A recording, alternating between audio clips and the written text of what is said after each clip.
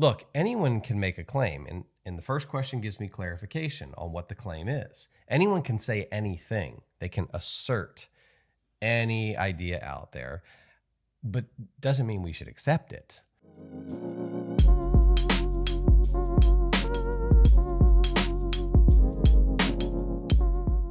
So one thing we do at Maven is a thing called immersive experiences. And immersive experiences are trips that we take students on to Utah and Berkeley and other college campuses and places. And we'll explain them a little bit, but the purpose of these immersive experiences is to give students training in truth and then to expose them to all kinds of different beliefs around us.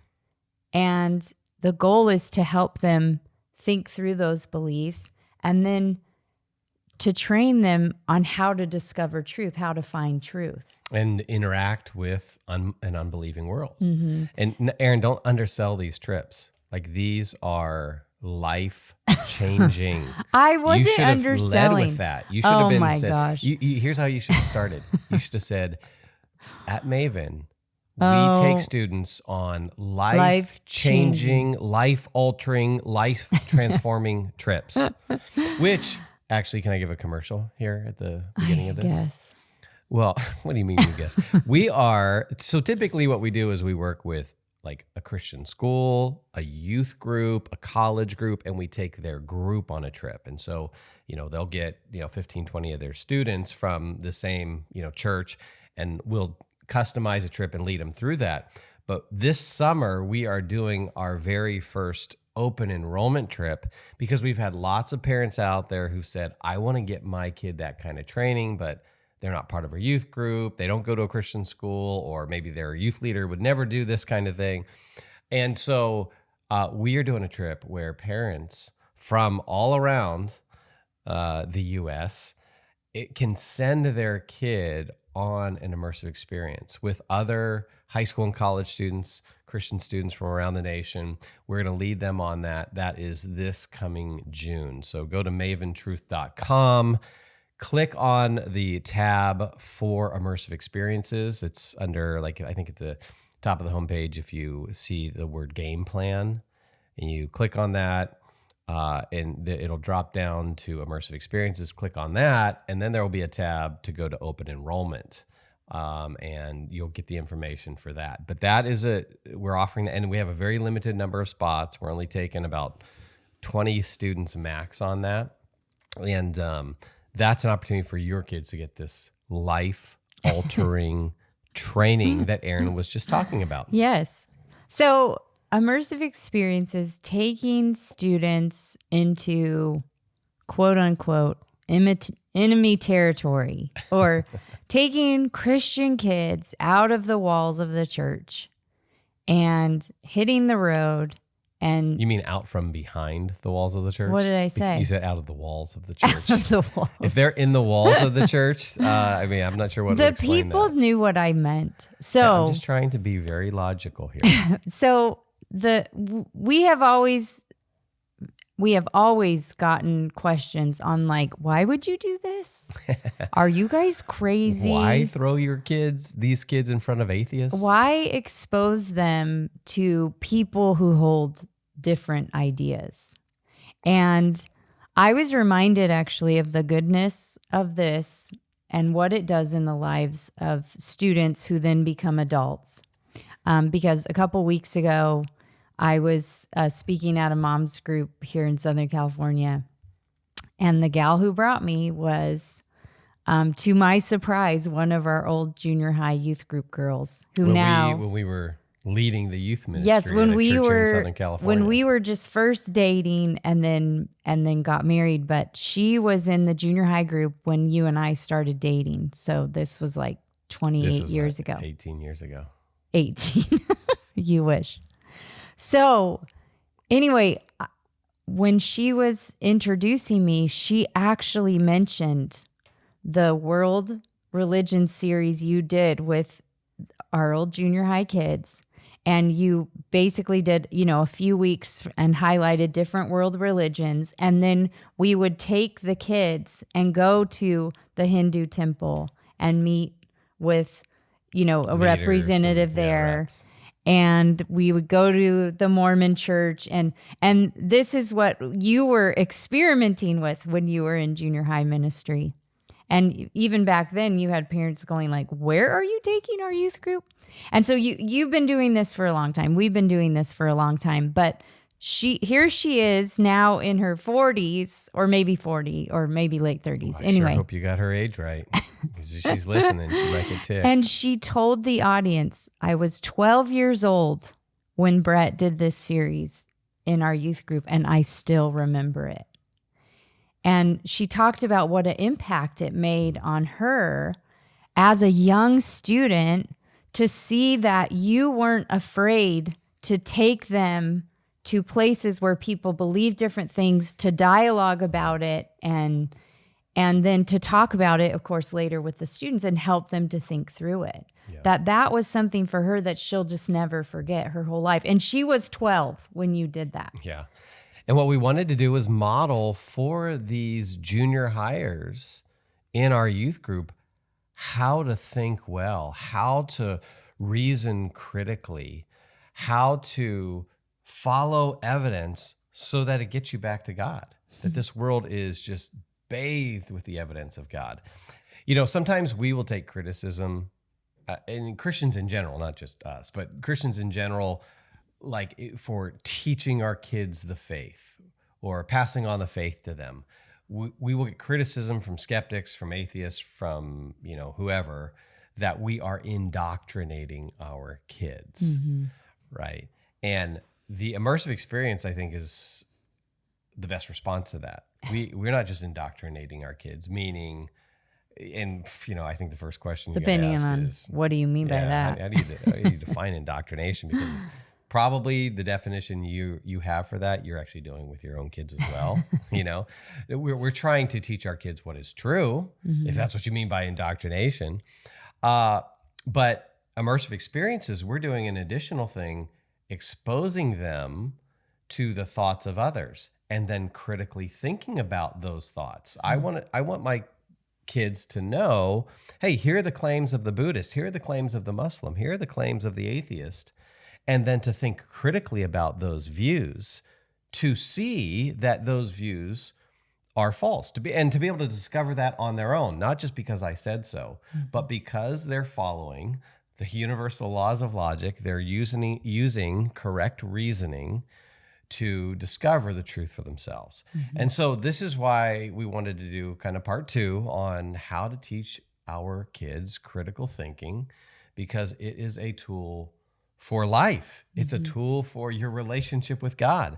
It is such an important tool that we need to connect to the discipleship of our kids. And, we have talked about, we don't want to merely teach our kids what to believe. We certainly want to do that. That's necessary. We do want to teach our kids what to believe, but we don't merely want to do that. We also want to teach them how to think. And if you've listened to the podcast, you know that we've talked about kind of the 3-stage process of learning and the mind's development that classical education kind of identifies: the grammar stage, the logic stage, and the rhetoric stage. And this fits with that. At the grammar stage, you're teaching a lot of the what. But in the logic stage, you don't want to just teach the what. You want to also give them to the tools to discover the why. This is why logic is so important. So hopefully you're motivated to teach your kids logic to help them become critical thinkers, because the church desperately needs more critical thinkers so that we can be effective salt and light in this culture. So let's talk about some tools, or really what we think is the best tool, the number one tool when it comes to teaching our kids how to think. And that's through asking questions. It's through questions. And obviously there will be stages of this with your kids, but learning to yourself be a good question asker. Is that a word? Asker. Be careful how you pronounce that, honey. Modeling. We do not want to get an explicit label on the Maven Parent Podcast. Okay. Modeling asking good questions, being someone who's inquisitive. So asking questions, but asking good questions. So modeling that for them, but then also doing that with them, asking them questions and pushing them to think about the things that they say. Yeah. Or think. We're talking about good Socratic dialogue, right? The use of questions. Here's a really good tool on this for those of you who want to get better at this. A modern day tool, if you don't want to reference Socrates, a modern day tool, a modern day Socrates. No, wow, that's high praise. Sorry, Greg, you're not quite there yet. But certainly a master at this. Greg Kokel, my old boss at Stand to Reason and good friend. His book, Tactics, so many people will say this is kind of the go-to book, and we would agree. He talks about this tactic of asking questions in the chapters on what he calls the Columbo tactic. So it's chapters 3, 4, and 5, and 6. He actually gives 4 chapters to this because it's a primary tactic. And it's simply the idea of using questions and learning to use questions well, because you can actually be more or less effective in this. So as parents, as people who are discipling young people, a key tool in teaching them critical thinking is using questions. But there are some specific questions that we need to learn how to ask. Okay, before you go into the specific questions about tactics, I was thinking about how in the first podcast we talked about how logic isn't taught in schools anymore. Most of us never had a logic class, unless we did maybe in college or something, if we studied philosophy. But this book, Tactics, and there's other good resources, we're going to mention some. These are wonderful tools to start if you're thinking, I don't have good training in this. Greg wrote this book for the average person, for you and I who who's want maybe a to non-scholar. grow. Yeah, who doesn't have a lot of formal training in logic and philosophy and things, but who wants to be a good thinker. And Greg meets us there. So this is such a good resource just for, I would say for me, but for anyone, for just, I guess I would say the average person. I like to think I'm normal.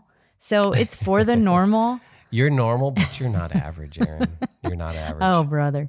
But so I just want to plug that because we did talk about how a lot of us feel lacking in, I wouldn't know where to start in teaching my kids how to think well. Yeah. And so we're saying this is the place to start. Yeah. Just start asking lots of questions. And that's not our default position or our default posture.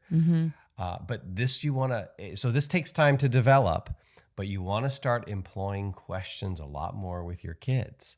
And you will, by doing that, you will start forcing them. You will be nudging them to grow in their own critical thinking. Yes. So the first question, and then we'll give some examples, but the first question to ask is the what question. So typically this will come out in the question of what do you mean? Yeah. What do you mean by that, or what do you mean? Yeah, help me to understand when you say this, when you use this word, like what are you saying? Yeah, what so the kid, how do you define that? The kid complained. Let's give an example of things kids will say.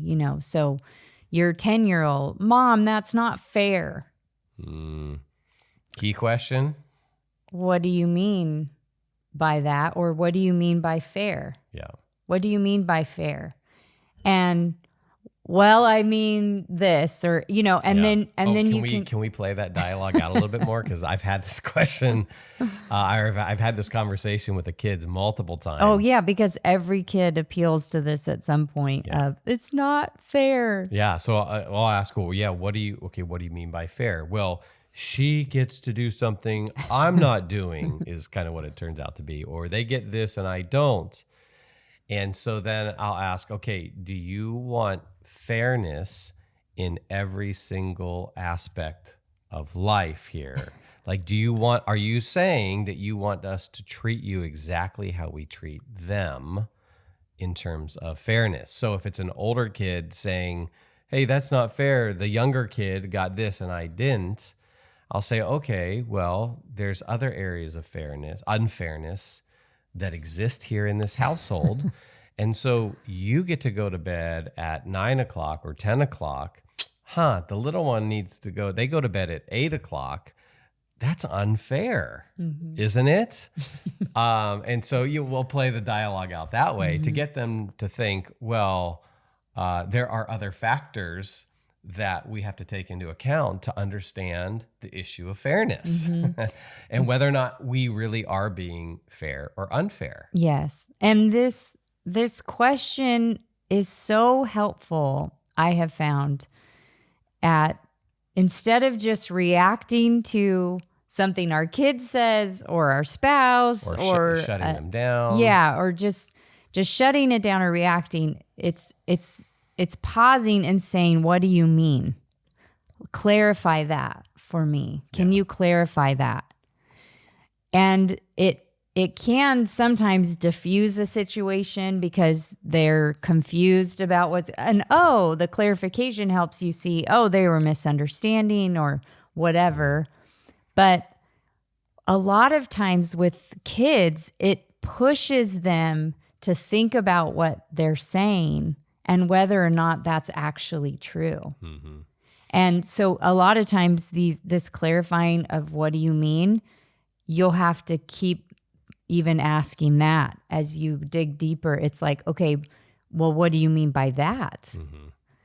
And well, what do you mean by that? And, on the fairness question or whatever it is. Yeah. But the fairness thing is obviously a big thing. Yeah. In conservative Jewish talk show host, Dennis Prager, he's known for saying, he prefers clarity over agreement. Mm-hmm. And that's this first step here is like, let's get clarity. And that is a key to being a better thinker, getting really clear. If something is a little bit vague or ambiguous or could have multiple meanings, drilling down and getting clear on our terms and the things that we say will help hone our thinking and sharpen our thinking. Mm-hmm. Plus, it also prevents misunderstandings. Mm-hmm. We might be using the same word, but we're using it with two different meanings. And so we're talking past each other. Yeah. And so asking, what do you mean by that? And clarifying and getting clear on what exactly it is we're talking about just brings precision to our thinking. Yeah. And when you do that, you help tighten up your kids' thinking. Yeah. Yeah. I'm thinking about another thing kids say a lot, and that's like, everyone gets to do this, or everyone has a phone except for me. Everyone is getting to watch this movie except for me. Mom, this isn't fair. Everyone, da, da, da, da, da. And so we all do this. We talk in like extremes. And so you think about how, well, what do you mean by everyone? Yeah. And even getting them to like, every single person has seen this movie. Mm-hmm. Well, okay, not everyone. And then it's like, turns out it was one person. Right. Or it's their friend, it's their close friends, or it's these friends they wanted to, whatever. But you're helping them to think better even in how they say things. Because we all can fall into this overstating. Mm-hmm. You do this all the time. Kind of thing, and saying, well, what do you mean by... Yeah, you do that all the time. You do that all the time. No, I do not. So, but that, like in marriage, we'll do that too. Like, this is what you always do, or this is what you do all the time, So this kind of saying, well, what do you mean by all... Do you mean I do it a lot, or I literally do this all the time, kind of thing. So asking the what do you mean is helpful in getting people to stop and think about what they're actually even saying. Yeah. It helps them to clarify their own thinking. Yeah. They may have said something that's just not true. And instead of looking at them and saying, that's not true, you get them to reflect on it and come to that question, or to come to that realization themselves. Oh, okay, that wasn't exactly true. I need to be more precise. I need to be clear. So asking the question, what do you mean by that? What are you saying there? It's just a clarifying question. That's the first key question to be talking, or using in your conversations with your kids. The second key question is why. Right? So now that I have some clarification on what you think, what you mean by this, all right, now I want to ask, okay, why do you think that? How did you come to that conclusion? I think that's the way that Greg phrases it in tactics. Why do you think that? What reason do you have for that? What's your evidence for that? And the idea here is that, look, anyone can make a claim, and the first question gives me clarification on what the claim is. Anyone can say anything. They can assert any idea out there, but doesn't mean we should accept it. We want to know, okay, what is the reasoning for that? Can you give reasons? And you can just see how this question brings maturity, right? Maturity for us as parents, even, because there's just that whole kind of stereotype of the authoritarian parent who just says, it's my way or the highway.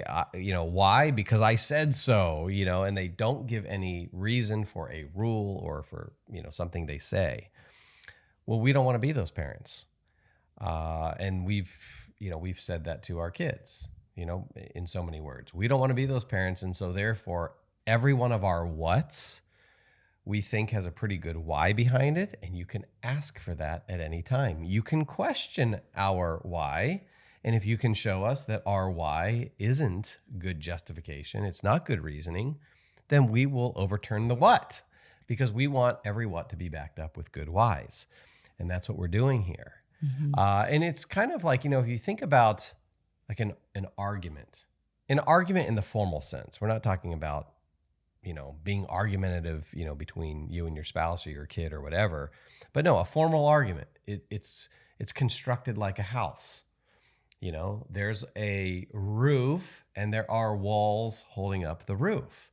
Well, in the one sense, when you ask the what, you're saying, hey, what's your roof? What are your claims? What are the ideas that you hold to be true? And then the second question, the why, is saying, okay, now what are the walls that hold your roof up? Because if you don't have good walls, the house falls down, the roof collapses. And in the same way, in our arguments, in our thinking, if we don't have good reasons, we don't have good justification for the things that we think are true, it can collapse. And this is one way that we discover things are false, and we discover error in the world by showing there's no good reason to think that. And so this is why we teach this question: why? What's the reason? What's the conclusion? And yeah, I was just going to say, thinking about examples with kids and situations, I think about how the kids will be upset about something, or maybe something happens at school. And so you kind of unpack the what of what happened, and then asking questions on, because a lot of times big, broad conclusions will be made, or especially I guess I'm thinking of conflict, but how it is helpful to help them think, but why do you think that, of the things that they say, causes our children to have to think about this thing that they just said, and then underneath, so why do you think that? And does it and basically we're making them think about, does it connect with the what, the reasons that they're giving? So I'm thinking about, these kids at school did this, and so now everyone hates me, or now they don't want to be friends, or whatever. I'm trying to think about kid stuff. And why do you think that? Or why did you think that, and maybe respond that way, or whatever. Just pushing our kids to think about and make the connection for the what and the why is the next step in it. But it's an important step because it's getting them to pause and think about deeper things underneath things. Mm-hmm. And that's where I think a lot of times it's just reactive. And especially I'm thinking about siblings that are fighting and, well, okay, brother did this and he, he's so mean, he just did this because of da-da-da-da-da. Well, why do you think that? Well, because he did this. Okay, but does that necessarily follow from that he thinks this in particular? Are there, because then when we help them to start to think about the whys, we can see their train of thought and then help them to consider maybe other whys of things. Yeah, what you're getting at is that critical thinking helps you to be more reasonable even in conflict. Yes, especially in conflict. Yeah, and when we're unreasonable. I mean, there's just multiple benefits. Obviously, there's benefits to our faith and being salt and light, being able to deal with false ideas that, kids are inundated with, but also just relationally, being a better thinker helps us to navigate conversations better and conflict better. And so these skills have benefits, kind of all throughout life. Yeah. And which, of course, with little kids, this is the tangible stuff we can help them. It's like the concrete stuff we can teach them before they get to more of the abstract thinking. This kind of relational real life stuff and thinking well about that is in my mind the concrete stuff that makes sense to them. Abstract ideas, are a little bit harder, but it's thinking about the what and the why for young kids. So the what being, God made heaven and the earth, and how do we know, and what's the, why is it reasonable? Why should we think God made all of this? Yeah. And just giving them time to even consider that. Why does it make sense to think that God made this, mountain that we're at or park that we're visiting or whatever, and not that it just happened to be here, and getting them to think about why it makes sense to think even the little concrete things that they think at the moment. But the question of why do you think that is, I think, so good and something we can do even when they're little. Okay, so just pause here with these first two questions, the what and the why. Teaching our kids those questions and how to ask those questions and doing that with them, asking them those questions, actually will produce maturity in them, right? They'll be more mature thinkers, but also, I think, more mature at living life. I mean, this is where you can talk about in moral development, the different stages or different levels of moral development.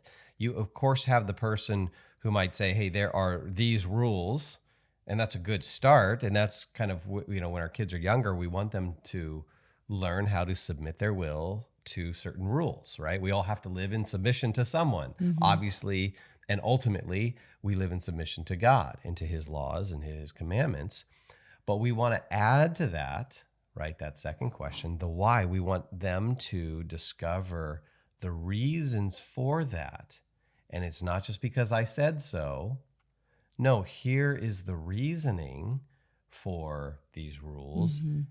And therefore, if they have their own reasoning, if they learn to reason well, they will begin to take ownership of those ideas and those beliefs, not because mom and dad said so, not because the pastor said so, not merely on the basis of some authoritarian, person or authority, but they will take ownership because now they have reasons themselves. So that's a huge benefit. And another benefit is in engaging the world. When they learn to do this, when they engage the world, it will help them to reverse the burden of proof that, hey, as a Christian, I'm not the only one who has to have rational, reasons for the things I believe. The atheist needs to have reasons for his claims, and the Buddhist has to have reasons for their claims. And just because someone questions me, or just because someone asserts something that's different from what I believe, I don't have to just accept it because they said so. I can ask them, why do you believe that? And really train our kids to always ask these questions. Yeah, because the great thing about you asking your kids these questions, and it's the good and the bad actually, is that they will start doing it themselves. They'll do it to you. They're going to do it to you. They're going to say, well, why do you think that, Mom? Or they're going to say, man. well, what do you mean? You just stripped away all the motivation from parents to actually teach their kids to be critical I know. thinkers. It is hard when you teach your kids to think and then they turn it on you. But because we say things all the time and Speak for yourself. You say things all the time without justification. Oh my gosh. We all say things, Kunkel, even you. How did you come to that conclusion, Erin? And because I've lived life with you. So I know do you have do any it too. specific my examples gosh. you could highlight? So that's the warning and the good of it, is that they're going to start saying it to you, but it's really good because that means it's becoming a habit. And that's where their mind is going. They're hearing things and they're going to start asking why. And they're going to start asking why regardless. They're going to say, why? But this is a really thoughtful way where they're going to ask why, and they're going to want to know why. Yeah. And that is where your kids can help nudge you and help bring growth in your own life by you realizing, oh gosh, I've got to go deeper in my own thinking skills and show humility. It's an opportunity to show humility when your kid asks you why, and you don't have a good reason to say, well, that's a really good question. So glad you asked. I don't have an answer to that. That right there that shows tremendous humility. That has a huge impact on our kids. Okay, so those are the first two key questions. If you learn those, that will be enough to get you started. But there's a third question we want to throw in here as well, and that's the question of, hey, what are the facts? And of course, you don't have to use this exact language or wording, but here's the idea: like when someone says something, whether they give you the what or the why, we want to ask, okay, is that factual? What are the facts in this case? Okay, you just said that, I'm thinking of some of the things that have been thrown at our kids while they've been in school. Oh, yeah. Right. So when our oldest daughter was in public school and her English teacher is telling her that the world is overpopulated and that we need to limit, there needs to be a limit on births, that how many children people can have. And, you might give figures of, well, here's how many people live in the world or in this particular area, or this is why we think it's overpopulated or overcrowded. Or in this teacher's case, she had a video that showed all these pictures of overcrowded cities. Yes. So pictures of Beijing and Los Angeles and Paris. So all these cities where lots of people are crammed into a small area. Yeah. And I mean, it's just real simple. What are the facts when it comes to humans living on this planet? And this is where we have said, hey, because we've done a lot of road trips across the US, are those images representative of the majority of places we have driven, the majority of the miles we have driven in the US? The majority of this country, let alone the whole earth. But what are the facts? Do these images represent every square inch of the planet? Of course not, right? So sometimes people will point to things that are just incorrect. They got mixed up on their facts. Just because someone makes a claim doesn't mean it's factual. You could appeal to statistics, right? Well, hey, a recent study came out that shows that, intelligence is linked with secularism. Like the less religious you are, the more intelligent you are, the higher the IQ. Well, okay, what are the facts? What are the facts about the study? What are, who did they survey? Is there good methodology here? And so even when someone gives a reason, right, I think what we're trying to do here is help our kids develop a healthy skepticism. Mm-hmm. Yes, you can be skeptical in a healthy way, where you don't doubt everything. There's a general trust of other people, but you're kind of trusting and verifying, right? Mm-hmm. You want to know when your college professor says something or offers you an argument, okay, what are the facts in the case? Let me examine these a little bit more, Mm-hmm. because I've come to realize, just in the work that I've done in apologetics and in engaging folks who hold different views, is, I mean, let's be honest, not everyone's honest. Everyone's not honest about the facts, or they are deceived about what they take to be facts. Mm-hmm. I remember on one of our immersive experiences encountering the claims of atheist mythicists. And that's just a whole view that basically Jesus is a myth. He's a myth like so many myths before him. So they point to these other figures, these other religious figures who didn't actually exist, and who there are, supernatural stories about them. And they try to say, hey, there's a parallel between someone like Mithras, okay, who people worshiped, who people thought was born of a virgin and had 12 disciples. And wow, this just sounds just like Jesus. Well, Mithras preceded Jesus, and Jesus is just one of a long line of mythical religious figures. And I remember trying to help high schoolers on this immersive experience navigate this. And one of the questions was, okay, what are the facts about Mithras? The claim was Mithras and Jesus are parallel figures, and therefore if one is false, well, the other one's probably false too. Okay, so what are the facts? So just for example, I remember an atheist guest speaker telling our students, hey, Mithras was born of a virgin just like Jesus. Well, we asked the question, what are the facts about that? Turns out that the stories and the sources on Mithras is that he emerges from a rock. Okay, born of a virgin, emerging from a rock, those seem to be different things. I mean, I guess you could try to make those similar. Rocks probably technically are virgins, right? That's weird. So, but the point is, you have atheists claiming these facts. And when we look deeper into the quote unquote facts, that's not really a fact. Mithras wasn't really born of a virgin. So no, there's not a direct parallel on that particular detail.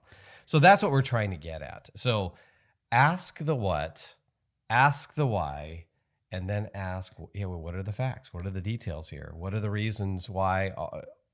And not only what are the reasons why, but are they accurate? Are they factual? Well, yeah, and I think the message we're sending to our kids is that as Christians, we're truth seekers. So we are trying to seek after truth. And so this does actually start when they're little. And I think we've talked about this on the podcast, but this is why as Christian parents, we can't tolerate lying and letting our kids lie, and lying in our own life too, and not being people who say false things, but because Christians hold to truth. And that's what facts are. It's the truth about reality, about what really happened or whatever the claim is. And so with what are the facts, we can do this with our kids when they're little. And again, in a conflict, okay, what happened? Why did you do that? Okay, but what really was going on? And pushing our kids to represent reality in a truthful way. And we teach them to do that when they're little. And then so as they get older, this is again something that they're interested in. They're interested in finding the truth. even if maybe it doesn't match with how they feel or what they thought in the beginning. Yeah. But that we're truth seekers as Christians. Yeah. Okay. So that is the primary tool, asking questions. And we've given specific questions. And if we just stopped there, everyone would be equipped already as parents, because this is something that everyone can do. You don't need any more formal training. You just need to know what the questions are and then start asking them. Now, again, this takes time. It's not a habit for many of us. So you want to start trying to be intentional to where then this just becomes the norm in life. This is how your thinking has developed.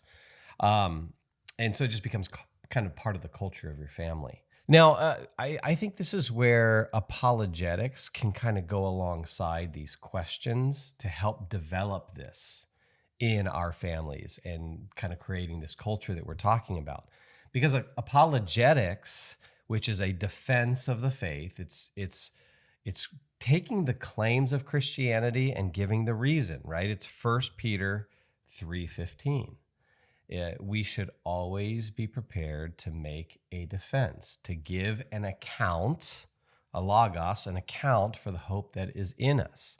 And we do it with gentleness and respect. So we're to make this defense. That means we have certain views that we hold, whether it's God's existence, the authority of Scripture, the reliability of the Bible, the resurrection of Jesus, and on and on and on. We are to give reasons for the hope that we put in Christ. And so apologetics, you can see how it fits with those first two questions. What do we believe, and why do we believe it? So you might be thinking, gosh, how do I do this? Well, I think you can certainly incorporate it into everyday life like we've been talking about, but also just through teaching your kids apologetics, which we've said before, it's essential. It's an essential part of discipling kids nowadays, but teach kids apologetics. And in doing so, you will learn these questions. They will become more of a habit, and you'll be able to pass it on to your kids. So that's, I think, enough for this session. You've got some work to do. You've got some homework, right? And have fun with it.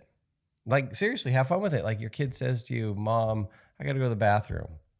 Maybe you first ask them, hey, what do you mean by that? Right? We don't want to know more details on that. Pick a different one. Okay. But yeah, all kinds of ways you can make it, fun and get kids to start thinking, oh, Mom and Dad are going to kind of push us on the things that we say, and this is good. Yeah, so there you go. There is a primary way to help teach your kids to be logical, critical thinkers. And next time we will hit maybe on a little more of the formal logic that's involved that, again, we need some more training on. Maven exists to help the next generation know truth, pursue goodness, and create beauty for the cause of Christ. To find out more, check out maventruth.com.